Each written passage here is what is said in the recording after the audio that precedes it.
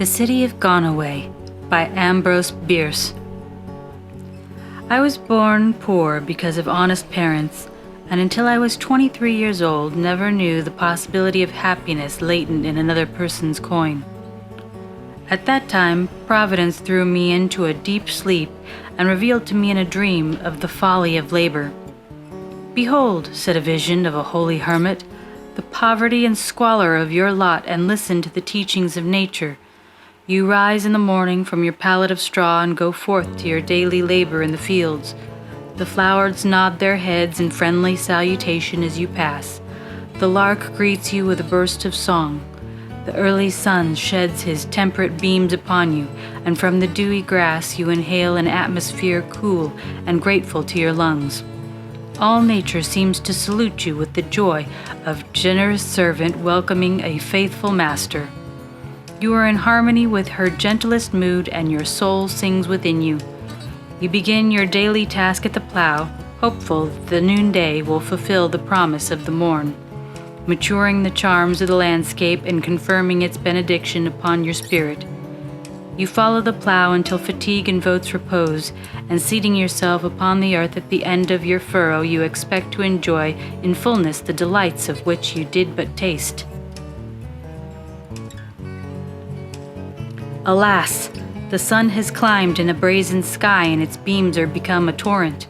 The flowers have closed their petals, confining their perfume and denying their colors to the eye. Coolness no longer exhales from the grass. The dew has vanished, and the dry surface of the fields repeats the fierce heat of the sky. No longer the birds of heaven salute you with melody, but the jay harshly upbraids you from the edge of the copse. Unhappy man! All the gentle and healing ministrations of nature are denied you in punishment of your sin. You have broken the first commandment of the natural decalogue. You have labored. Awakening from my dream, I collect my few belongings, bade adieu to my erring parents, and departed out of that land, pausing at the grave of my grandfather, who had been a priest, to take an oath that never again, heaven helping me, would I earn an honest penny. How long I traveled I do not know, but I came at last to a great city by the sea, where I set up as a physician.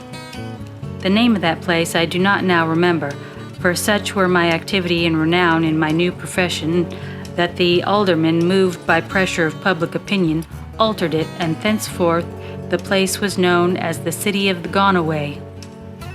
It is needless to say that I had no knowledge of medicine, but by securing the service of an eminent forger, I obtained a diploma purporting to have been granted by the royal quackery of charlatic empiricism at the Hoodoes, which framed an immortalis and suspended by a bit of crape to a willow in my front office, attracted the ailing in great numbers. In connection with my dispensary, I conducted one of the largest undertaking establishments ever known, and as soon as my means permitted, purchased a wide tract of land and made it into a cemetery.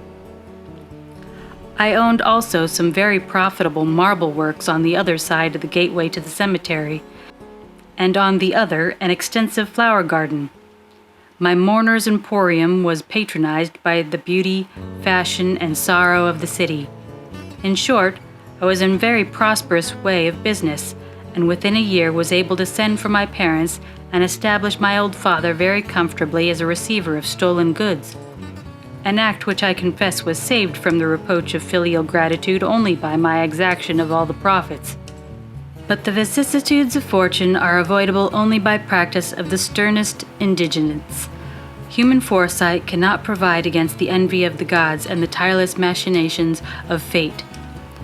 The widening circle of prosperity grows weaker as it spreads until the antagonist forces which it has pushed back are made powerful by compression to resist and finally overwhelm.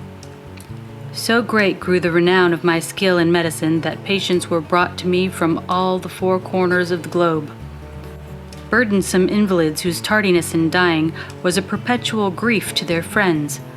Wealthy testators whose legatees were desirous to come by their own, superfluous children of penitent parents, and dependent parents of frugal children, wives of husbands ambitious to remarry, and husbands of wives without standing in the courts of divorce. These and all conceivable classes of the surplus population were conducted to my dispensary in the city of the Gonaway. They came in incalculable multitudes. Government agents brought me caravans of orphans, paupers, lunatics, and all who had become a public charge. My skill in curing orphanism and pauperism was particularly acknowledged by a grateful parliament. Naturally, all this promoted the public prosperity, for although I got the greater part of the money that strangers expended in the city, the rest went into the channels of trade, and I was myself a liberal investor, purchaser and employer, and a patron of the arts and sciences. The city of the Gonaway grew so rapidly that in a few years it had enclosed my cemetery. Despite its own constant growth, and in that fact lay the lion that rent me. The alderman declared my cemetery a public evil and decided to take it from me, remove the bodies to another place, and make a park of it. I was to be paid for it and could easily bribe the appraisers to fix a high price, but for a reason which will appear, the decision gave me little joy. It was in vain that I protested against the sacrilege of disturbing the holy dead, although it was a powerful appeal, for in that land the dead are held in religious veneration. Temples are built in their honor and a separate priesthood maintained at the public expense, whose only duty is performance of memorial services of the most solemn and touching kind. On 4 days in the year there is a festival of the good, as it is called, when all the people lay by their work or business and headed by the priests march in procession through the cemeteries, adorning the graves and praying in the temples.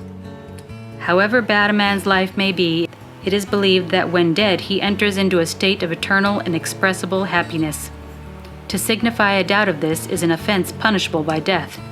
To deny burial to the dead or to exhume a buried body, except under the sanction of law by special dispensation and with solemn ceremony, is a crime having no stated penalty because no one has ever had the hardihood to commit it.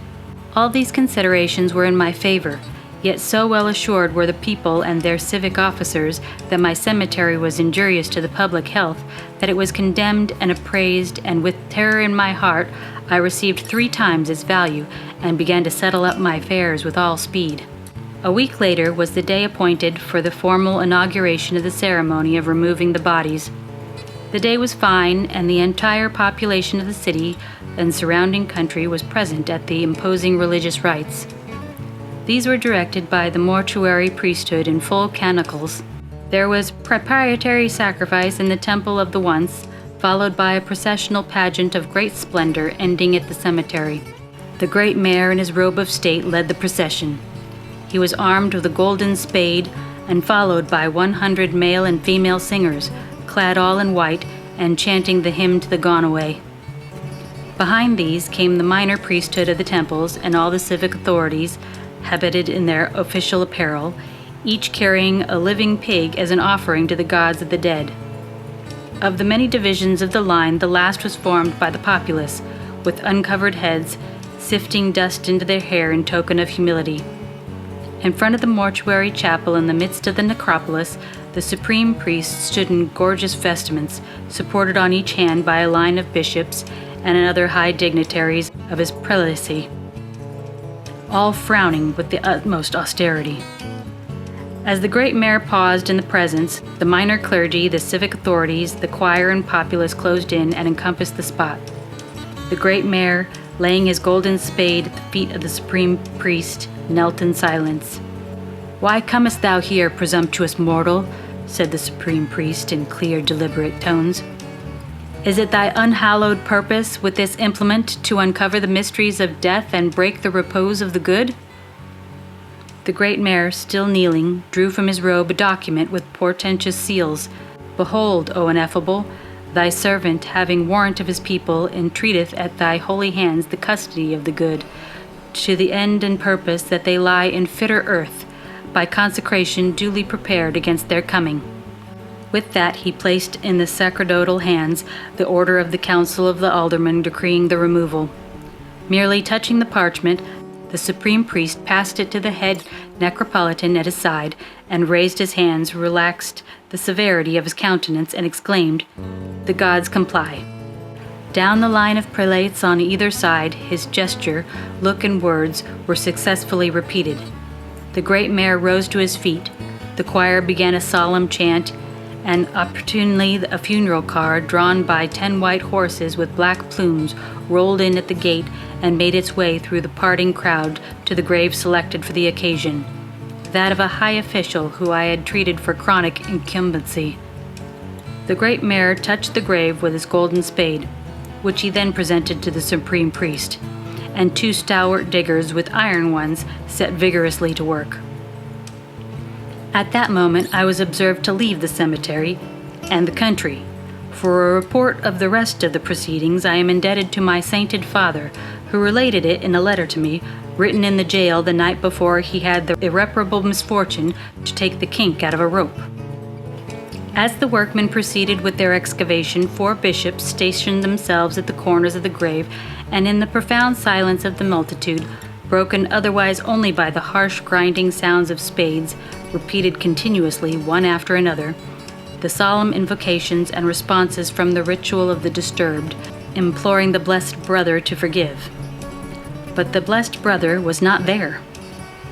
Full fathom, too, they mined for him in vain, then gave it up. The priests were visibly disconcerted, and the populace was aghast, for that grave was indubitably vacant. After a brief consultation with the supreme priest, the great mayor ordered the workmen to open another grave. The ritual was omitted this time until the coffin should be uncovered. There was no coffin, no body. The cemetery was now a scene of the wildest confusion and dismay. The people shouted and ran hither and thither, gesticulating, clamoring, all talking at once, none listening. Some ran for spades, fire shovels, hoes, sticks, anything. Some brought carpenter's adzes, even chisels from the marble works, and with these inadequate aids set to work upon the first graves they came to.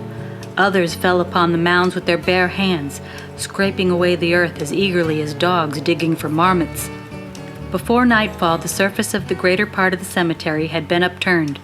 Every grave had been explored to the bottom, and thousands of men were tearing away at the inner spaces with as furious a frenzy as exhaustion would permit. As night came on, torches were lighted, and in the sinister glare these frantic mortals, looking like a legion of fiends performing some unholy rite, pursued their disappointing work until they had devastated the entire area.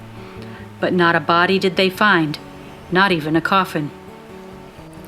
The explanation is exceedingly simple. An important part of my income had been derived from the sale of cadavers to medical colleges, which never before had been so well supplied, and which, in added recognition of my services to science, had all bestowed upon me diplomas, degrees, and fellowships without number. But their demand for cadavers was unequal to my supply. By even the most prodigal extravagances, they could not consume the 1/2 of the products of my skill as a physician. As to the rest, I had owned and operated the most extensive and thoroughly appointed soap works in the country. The excellence of my toilette ameline was attested by certificates from scores of the saintliest theologians, and I had one in autograph from Badalina Fati, the most famous living soprano.